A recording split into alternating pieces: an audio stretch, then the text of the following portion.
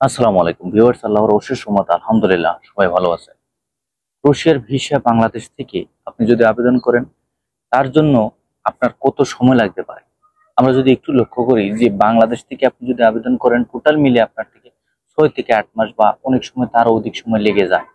এখন বর্তমানে যেই বিষয়টা মাত্রা অতিরিক্ত বা একটি ভয়ঙ্কর আকার ধারণ করতেছে, সেটা হচ্ছে আমরা পারমিট আমার অরিজিনাল নাকি ডুপ্লিকেট, আমার পারমিটটা আসলে কি আসল নাকি ফেক, এই বিষয়টা নিয়ে অনেকেই হতাশার মাঝে থাকে। বিভিন্ন এজেন্সির কাছ থেকে আসলে তারা কি করে, বিভিন্ন ভাবে কিন্তু পারমিট গুলো সংগ্রহ করে। সংগ্রহ করার পরবর্তী পর্যায়ে আমরা যারা সাধারণ ক্লায়েন্ট আছি তাদেরকে কিন্তু সরবরাহ করে, যে যার ক্লায়েন্ট অনুযায়ী।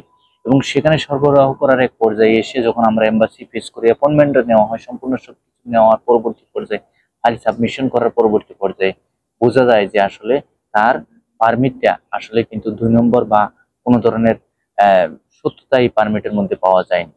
এ ধরনের কোম্পানির বিভিন্ন ধরনের সমস্যা থাকে, জাস্ট শুধু আপনাকে পারমিট গুলো বানিয়ে দিচ্ছে, কিন্তু আপনি যখন এম্বাসি ফেস করবেন তখন যে কোনো একটা পর্যায়ে আপনাকে কিন্তু এই ধরনের ক্ষতির সম্মুখীন হতে হয়। সবসময় খেয়াল রাখবেন যে আপনার পারমিট, আপনি যার মাধ্যমে আবেদন করেছেন, আসলে আপনার পারমিটটা সঠিক কিনা।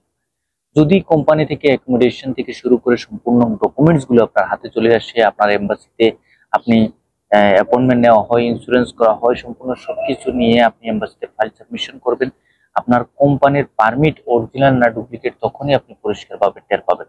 তো যাই হোক, এটাই হচ্ছে মূল বিষয়। আবার অনেক অনেক ক্ষেত্রে বর্তমানে যে বিষয়টা বড় আকার ধারণ করতেছে, সেটা হচ্ছে যে আমরা সেখানে যাওয়ার যে ভিসার ক্যাটাগরি, বিশেষ করে মিডল ইস্টের বিভিন্ন দেশ থেকে আমরা যারা আবেদন করতে চাচ্ছি, ভিসার যে ক্যাটাগরি, এই ক্যাটাগরিগুলো কিন্তু একই রকম থাকে না। অনেক সময় এদিক সেদিক হয়। তো এটার ক্ষেত্রেও কিন্তু একটু জটিলতার সৃষ্টি হয়। আবার অনেক কোম্পানির ক্ষেত্রে এই ধরনের কোনো বাধ্যবাধকতা থাকে না। অনেক কোম্পানি খুব সুন্দরভাবেই কিন্তু আসলে এই সমস্ত ভিসা, যেই ক্যাটাগরি হোক না কেন, আপনার ভিসা পাওয়ার সফলতা আপনার থেকেই যায়। তো যাই হোক, আপনারা যার মাধ্যমে আবেদন করবেন অবশ্যই তার সাথে ভালো একটি সুপরামর্শ করে এই বিষয়গুলো আপনারা খতিয়ে দেখবেন এবং একটি আলোচনার মাধ্যমে আপনারা বুঝে নেবেন যে আমার ভবিষ্যতে এই যে আমার যে ভিসার ক্যাটাগরি বা এই সমস্ত ক্ষেত্রে আমি জমা দিলে আমার কোনো সমস্যা হবে কিনা। ভিউয়ার্স, মালয়েশিয়া থেকে খুবই গুরুত্বপূর্ণ একটি বিষয় আপনাদেরকে বলবো। ক্রোয়েশিয়া ভিসার জন্য অনেকেই জমা দিতে চাচ্ছেন বা অনেকেই কিন্তু অলরেডি জমা দিতেছেন। আপনারা কিভাবে জমা দিবেন, কিভাবে জমা দিবেন না, আসলে এই বিষয়টা হচ্ছে এমনটা যে আপনি মালয়েশিয়া থেকে ক্রোয়েশিয়া ভিসার জন্য জমা দিতে পারবেন, তবে সেক্ষেত্রে অবশ্যই এখানে কিন্তু লিগ্যালাইজেশন করতে হয়। আপনার যে পুলিশ ক্লিয়ারেন্সটা, সেটা কিন্তু লিগ্যালাইজেশন করেই কিন্তু আপনার টোটাল মিলে পরবর্তীতে আপনার ভিসা অ্যাপ্লিকেশন সাবমিশন করতে হয় যখন আপনার ওয়ার্ক পারমিটে আসবে।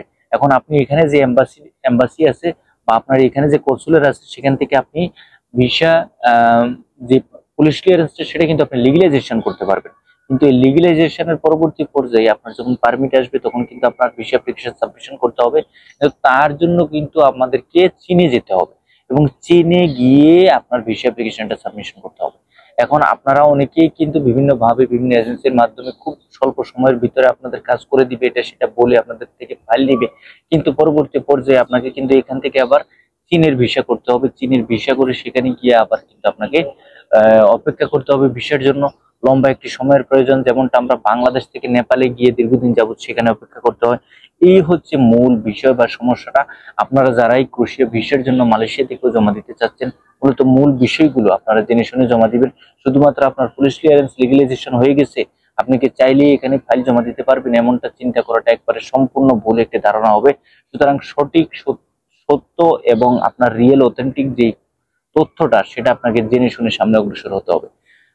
এবং সবচেয়ে ভালো সুসংবাদ হচ্ছে কাতার, দুবাই, সৌদি, ওমান, কুয়েত, এই সমস্ত দেশ থেকে, বাহরাইন, এই সমস্ত দেশ থেকে আপনারা যদি ক্রোয়েশিয়া ভিসার জন্য ভালো একটি মাধ্যম দেখে আপনারা জমা দিতে পারেন।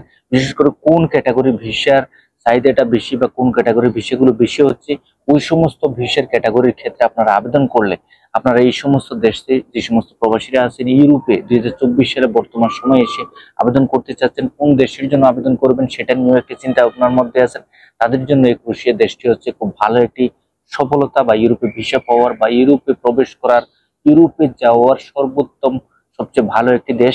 সুতরাং ভালো একটি মাধ্যম বা আপনার যেখানে সুবিধা মনে হবে, আপনার যেখানে আপনার নিজের ইচ্ছা মতো আপনি বিশ্বাস লোক খুঁজে পাবেন সেখানে আপনি জমা দিবেন। এবং মূলত অনেকেই বলতেছেন যে আসলে সৌদি আরব থেকে আমার ক্রোশিয়াতে যেতে কপিলের কোনো এনওসি লাগবে কিনা, বা এক্সিস্ট লাগবে কিনা, বা আমি বিমান টিকিট কাটলে সেক্ষেত্রে আমাকে আবার ফেরত দিবে কিনা, এই বিষয়টা আসলে একটি মানুষের মধ্যে বিরূপ মনোভাব সৃষ্টি করেছে। এবং অনেকেই কিন্তু এই বিষয়গুলো নিয়ে কিন্তু ভালো একটি চিন্তার মাঝে আছেন যে আসলে আমার ভবিষ্যতে আমি আবেদন করলে যদি আমি যেতেই না পারি, বা আমার কপিলকে আমি কিভাবে বলবো, আমার কপিল তো আমাকে কোনো কিছু দিবেন, বা মালিক আমাকে কোনো ধরনের কোনো এনওসি বা কোনো ধরনের পেপার আমাকে দিবে না। তো তাদের উদ্দেশ্যে বলবো, দেখেন, যারাই যেভাবে বলতেছে এই ধরনের সম্পূর্ণ ভ্রান্ত ধারণা থেকে আপনারা বিরত থাকবেন। আপনারা যার মাধ্যমে আবেদন করবেন উনি যদি বিচক্ষণ হয়ে থাকে, উনি যদি ভালোভাবে আপনাকে পথ প্রদর্শক হিসেবে সেভাবে কাজ করে থাকে, আপনি কোথাও কোনোভাবে বিপদগ্রস্ত হবেন না ইনশাল্লাহ। সুতরাং আপনাদেরকে সম্পূর্ণ সবকিছু বুঝে শুনে সামনে অগ্রসর হতে হবে। সবাই ভালো থাকবেন, সুস্থ থাকবেন। আগামীতে নতুন কোনো আপডেট নিয়ে খুব শীঘ্রই আপনাদের সামনে উপস্থিত হবো। আল্লাহ হাফেজ।